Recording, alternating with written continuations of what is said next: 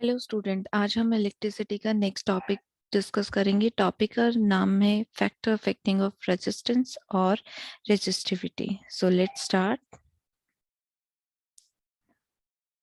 First हम यहाँ पे डिस्कस करेंगे फैक्टर्स जो रेजिस्टेंस पे अफेक्ट करते हैं। First factor is resistance is directly proportional to the length of conductor. अगर हम कंडक्टर की लेंथ को इंक्रीज करते हैं तो रेजिस्टेंस पे क्या होगा, इंक्रीज हो जाएगा। और अगर हम लेंथ को डिक्रीज करते हैं तो रेजिस्टेंस पे क्या होगा, डिक्रीज हो जाएगा। फॉर एग्जाम्पल इस पे क्वेश्चन इस तरीके से बन सकता है। आपके पास एक वायर है एंड इस वायर की लेंथ आपको यहाँ पे L दे दी है एंड सेकेंड वायर जिसकी लेंथ आपको यहाँ पे 2L दे दी है। तो which have more resistance, A wire और B वायर? तो आंसर भी B वायर, क्योंकि लेंथ ज्यादा किसकी है, B वायर की। यहाँ पे डबल है और यहाँ पे डबल का हाफ है। ठीक है, इस केस में रेजिस्टेंस R इंक्रीज होगा, इस केस में रेजिस्टेंस जो है वो 2R इंक्रीज हो जाएगा। अगर हम लेंथ को हाफ करते हैं तो उस कंडीशन में रेजिस्टेंस भी क्या होगा, हाफ हो जाएगा। क्योंकि ये क्या है, डायरेक्टली प्रोपोर्शनल है। डायरेक्टली प्रोपोर्शनल में क्या होता है, जितना लेंथ चेंज हो रही है उतना ही रेजिस्टेंस चेंज होगा। अगर ये 3/4 चेंज हो रहा है तो यहाँ पे रेजिस्टेंस भी क्या होगा, 3/4 चेंज हो जाएगा। अगर लेंथ 4 टाइम्स हो रही है तो रेजिस्टेंस भी क्या होगा, 4 टाइम्स होगा। ठीक है, अगर हम लेंथ को चेंज कराते हैं, इंक्रीज कराते हैं तो रेजिस्टेंस भी क्या होता है, इंक्रीज होता है। क्योंकि ये क्या है, directly proportional. Second factor is resistance is inversely proportional to the area of cross section। Second factor है, अगर हम एरिया को इंक्रीज करते हैं तो उस कंडीशन में रेजिस्टेंस क्या होगा, डिक्रीज हो जाएगा। अगर हम एरिया को डिक्रीज करते हैं तो उस कंडीशन में रेजिस्टेंस क्या होगा, इंक्रीज हो जाएगा। क्यों? क्योंकि यहाँ पे रेजिस्टेंस इनवर्सली प्रोपोर्शनल है एरिया के। अगर हम इस टर्म को इंक्रीज करेंगे तो ये टर्म क्या होगी, डिक्रीज। और अगर इसे डिक्रीज कर रहे हैं तो ये क्या होगी, इंक्रीज हो जाएगी। इनवर्स में क्या होता है, जब एक टर्म बढ़ती है, इंक्रीज होती है, तो दूसरी टर्म डिक्रीज हो जाती है। इनवर्स का मतलब होता है उल्टा। तो यहाँ पे ये क्या चलेगा, इसके उल्टा चलेगा। फॉर एग्जाम्पल आपके पास एक वायर है, यहाँ पे एक थिन वायर है, this is thin wire, and एक आपके पास थिक वायर है। और क्वेश्चन आपसे पूछा जाता है विच है मोर रेजिस्टेंस, इनमें से रेजिस्टेंस किसमें ज्यादा होगा, थिन में या फिर थिक में? अब देखो, जनरली अगर हम रेजिस्टेंस का कॉन्सेप्ट ना लगाएं और सिर्फ वायर की शेप को देखें तो हमें लगेगा कि थिक वायर मोटी है तो इसमें रेजिस्टेंस ज्यादा होगा, थिन पतली है तो वहां रेजिस्टेंस कम होगा। लेकिन नहीं, हमें यहाँ पे रेजिस्टेंस का कॉन्सेप्ट अप्लाई करना है। अकॉर्डिंग टू द कॉन्सेप्ट, अगर एरिया ज्यादा होगा तो रेजिस्टेंस क्या होगा, कम हो जाएगा। तो थिक वायर में रेजिस्टेंस क्या होगा, कम, और थिन वायर में रेजिस्टेंस क्या होगा, ज्यादा हो जाएगा। अब देखो, थिन और थिक वायर पे रेजिस्टेंस के साथ साथ करंट भी पूछ लिया जाता है कि किस वायर में ज्यादा करंट फ्लो करेगा या इजीली करंट फ्लो करेगा। अब देखो, हमने ओम्स लॉ में पढ़ा था रेजिस्टेंस क्या होता है, V अपॉन आई। यहाँ पे रेजिस्टेंस क्या है, inversely proportional to the current. अगर रेजिस्टेंस कम होगा तो करंट क्या होगा, ज्यादा। रेजिस्टेंस ज्यादा होगा तो करंट क्या होगा, कम होगा, क्योंकि ये इनवर्स में काम कर रहा है। तो इसका मतलब इस केस में करंट कम फ्लो करेगा और यहाँ पे करंट क्या होगा, ज्यादा होगा। रेजिस्टेंस क्या करता है, रेसिस्ट करता है, रोकता है। ठीक है, तो यहाँ पे ये कम रोक रहा है फ्लो को, तो यहाँ करंट का फ्लो क्या होगा, ज्यादा हो जाएगा। ठीक है, for example, another example, if area is 1/2, अगर हम एरिया को हाफ कर देते हैं तो उस कंडीशन में रेजिस्टेंस कितना वेरी करेगा, यही सेम फॉर्मूला यूज करो, R इक्वल्स टू 1। ए की जगह हम ये वैल्यू पुट कर देंगे 1/2, 2 ऊपर आ जाएगा तो रेजिस्टेंस किसके इक्वल हुआ, 2 के। तो इसका मतलब जब हम एरिया को हाफ करेंगे तो रेजिस्टेंस क्या हो जाएगा, डबल हो जाएगा, ट्वाइस हो जाएगा। ठीक है, एक क्वेश्चन है आपके लिए, इसका आंसर आप कमेंट बॉक्स में लिखोगे। If area is 4 times then what will be resistance, resistance क्या होगा। देन उसके बाद थर्ड फैक्टर आता है नेचर ऑफ मटेरियल। ये डिपेंड करता है नेचर ऑफ मटेरियल के ऊपर कि आपने जो मटेरियल लिया है वो आप किस टाइप का यूज कर रहे हो, लाइक कंडक्टर है, इंसुलेटर है या फिर अलॉय है, इस पे भी रेजिस्टेंस डिपेंड करता है। देन उसके बाद नेक्स्ट ये डिपेंड करता है टेम्परेचर ऑफ मटेरियल के ऊपर। अगर हम टेम्परेचर को इंक्रीज करेंगे तो रेजिस्टेंस क्या होगा, इंक्रीज हो जाएगा। टेम्परेचर को अगर हम डिक्रीज कर रहे हैं तो रेजिस्टेंस क्या होगा, डिक्रीज हो जाएगा। इसका मतलब रेजिस्टेंस जो है वो डायरेक्टली प्रोपोर्शनल होता है टेम्परेचर के। ठीक है, ये चार फैक्टर्स हैं जिन पे रेजिस्टेंस डिपेंड करता है। First factor is length of conductor which is directly proportional to the resistance. Second factor, area of cross section which is inversely proportional to the resistance. Third, nature of material, इसमें basically हम use करते हैं alloy. Alloy होता है mixture of metal and non metals, इसमें हम दोनों use करते हैं। बेसिकली यहाँ पे जो अलॉय यूज किया जाता है वो यूज करते हैं हम नाइक्रोम का। नाइक्रोम जो है वो मिलके बना होता है, यहाँ पे Ni का मतलब होता है nickel, and Cr chromium, and Mn, M यहाँ पे Mn मैग्नीज के लिए लिया जाता है, और ई रिप्रेजेंट कर रहा है आयरन को। इन सभी का मिक्सचर होता है। नाइक्रोम आपके सिलेबस में है। अदर देन नाइक्रोम हम यहाँ पे मैंगनीन भी यूज करते हैं, ये भी एक अलॉय है जो कॉपर, मैग्नीज एंड निकल से बनी हुई है।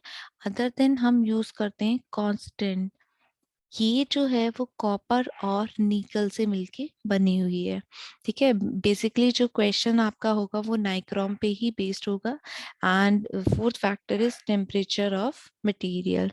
जब हम in first and second factor को कंबाइन करते हैं तो देखो यहाँ पे हमें एक टर्म मिलती है।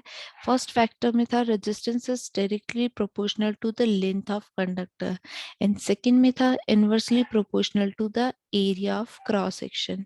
जब हम ये प्रोपोर्शन का साइन रिमूव करते हैं तो हमें एक कांस्टेंट टर्म मिलती है, और यहाँ पे हमें कांस्टेंट टर्म मिलेगी रो। इस रो को हम बोलते हैं रेसिस्टिविटी, या फिर इसी को हम बोल सकते हैं स्पेसिफिक रेजिस्टेंस। स्पेसिफिक रेजिस्टेंस से भी पूछा जा सकता है क्वेश्चन, और रेजिस्टिविटी से भी पूछा जा सकता है। जब हमने प्रोपोर्शन का साइन रिमूव किया तब हमें ये टर्म मिली, L/A, ये टर्म सेम रहेगी। तो यहाँ पे रेजिस्टेंस का हमें एक और नया फॉर्मूला मिला। इससे पहले हमने डिस्कस किया था ओम्स लॉ से रेजिस्टेंस होता है V/I। अगर लेंथ और एरिया के टर्म में होगा तो उस कंडीशन में हम ये फॉर्मूला यूज करेंगे यहाँ पे। अब देखो यहाँ पे जो रेजिस्टिविटी, ये हमें स्पेसिफिक रेजिस्टेंस मिला है। स्पेसिफिक रेजिस्टेंस के लिए हम फॉर्मूला ड्राइव करेंगे, तो फॉर्मूला बन जाएगा RA/L। इसको हम ऐसे रीड कर सकते हैं RAL। अच्छी ट्रिक है याद करने के लिए। ठीक है, यहाँ पे R रिप्रेजेंट कर रहे हैं रेजिस्टेंस को, A for area and L for length. Specific resistance जब न्यूमेरिकली किसके इक्वल होता है, resistance of a wire whose length is 1 meter and area is 1 square meter, that is resistivity। And इसके लिए यूनिट यूज की जाती है ओम मीटर। रेजिस्टेंस के लिए होता है ओम, एरिया के लिए होता है मीटर स्क्वायर, और लेंथ के लिए होता है मीटर। एक मीटर से मीटर कैंसिल हो जाएगा और यहाँ पे हमें यूनिट मिलेगी ओम मीटर। तो ये रेजिस्टिविटी की यूनिट होगी।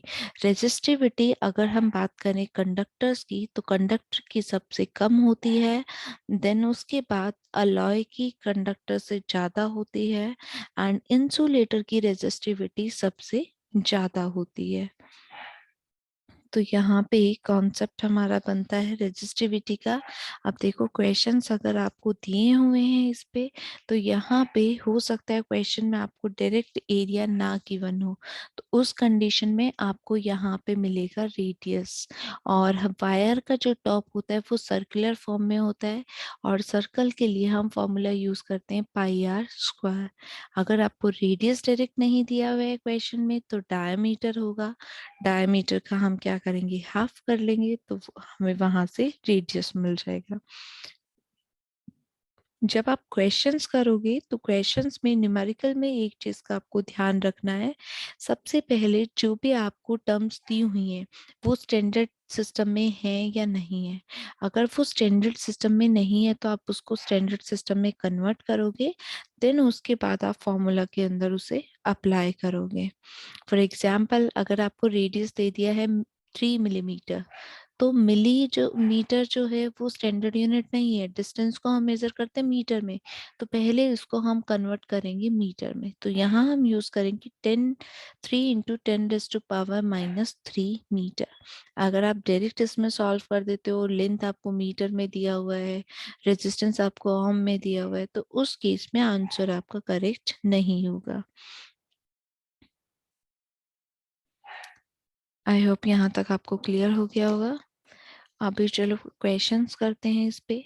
मान लो क्वेश्चन में आपको इस तरीके से बोला है कि आपको एक वायर दे दी है जिसकी लेंथ आपको L दी है, और एरिया ऑफ क्रॉस सेक्शन आपको A दे दिया है, एंड उस वायर का रेजिस्टेंस है 4 ओम।